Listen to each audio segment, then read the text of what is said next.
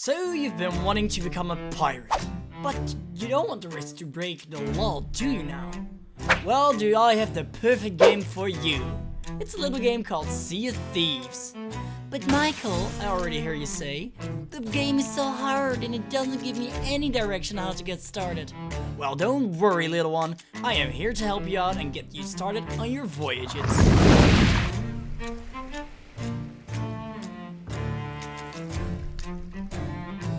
Before we begin with this complete beginner's guide, did you know that I also stream on Twitch every Sunday, Monday, Tuesday, and Thursday from 8 to 12 p.m. CEST?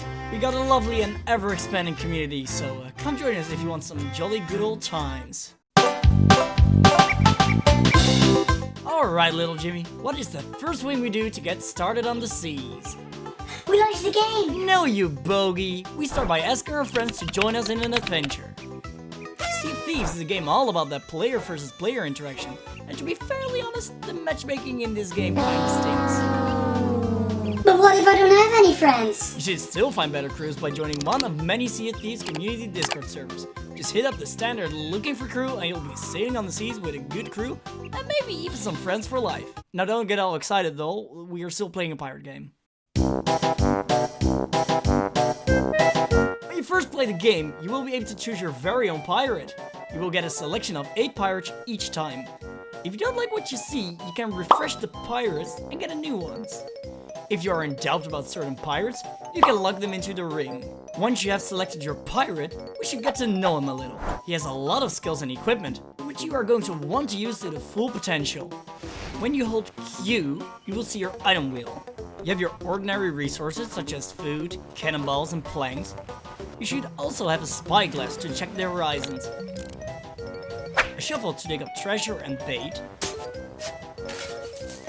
a lantern to see in the dark, light up shadow skellies, a bucket to build water out of your ship or to splash water onto yourself, a compass for navigation, which will also make your steps more visible when you take a closer look at it, a speaking trumpet you can use to talk on long proximity,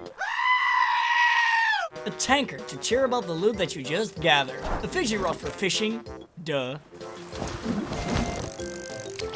a clock, which you will probably never use after this, and 4 different instruments, the concertina, the drums, the banjo, and the hurdy-gurdy. With these instruments you can play a small variety of songs. Bosun Bill,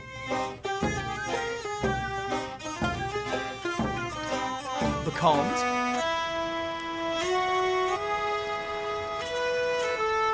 Grog Males,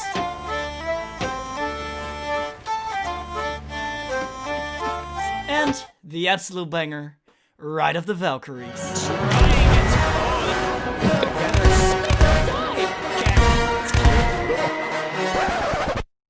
Holding E will show you the quest wheel. All maps, riddles, bounties, and requests will be shown here when you have a quest active or when you found a quest in a barrel or bottle. By holding G, you will see the pirate route. This is an easy way of pinging in game, or the only way of communicating if you're on Xbox. Z is your emote wheel. You can do all kinds of nifty moves and can even hide on someone else's ship by using the sleep emote. When you press tab, you will go to a little sub-menu. You can check the resources in your inventory and select them. You can see what equipment you are carrying. You can also see your progress and commendations in the reputations tab, and you can see the quest you're carrying, and also discard them by clicking on them.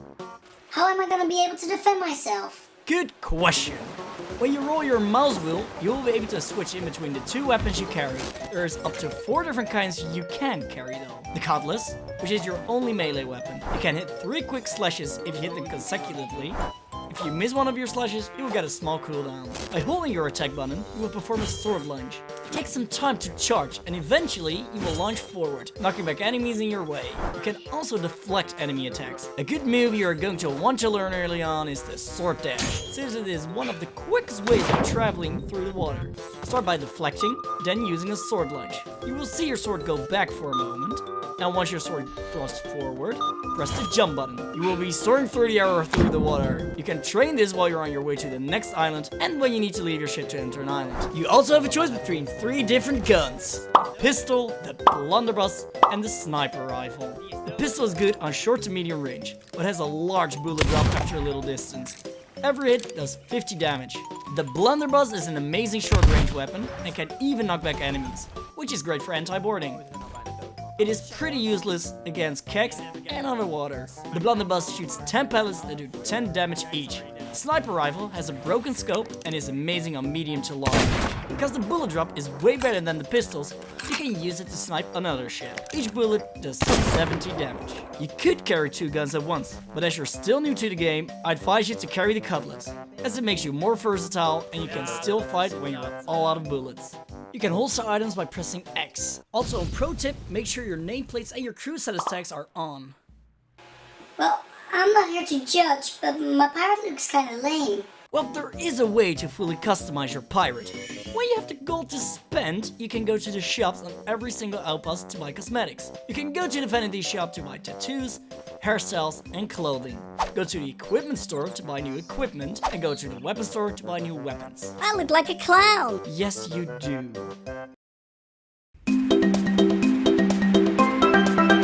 Can we start plundering the seas now? Of course! After we select the vessel that we will sail on. Oh, wait. Can I be the galleon? I mean, it's so big.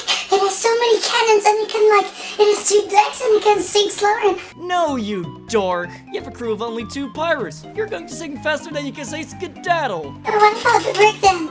It's so fast and it's so dynamic and it has 4 cannons than the sloop. Still no.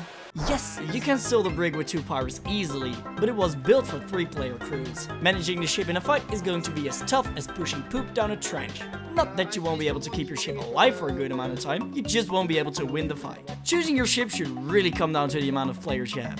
A crew of 4 should pick the galleon, not that they have any choice. 3-man crew should pick a brigantine, and the 2-man crew should pick the sloop. You can also play on the ship on your own, but as I stated before, it is better to play with your friends. Once you collected your crew and launched your ship through closed crew, we will finally make our way onto the Sea of Thieves.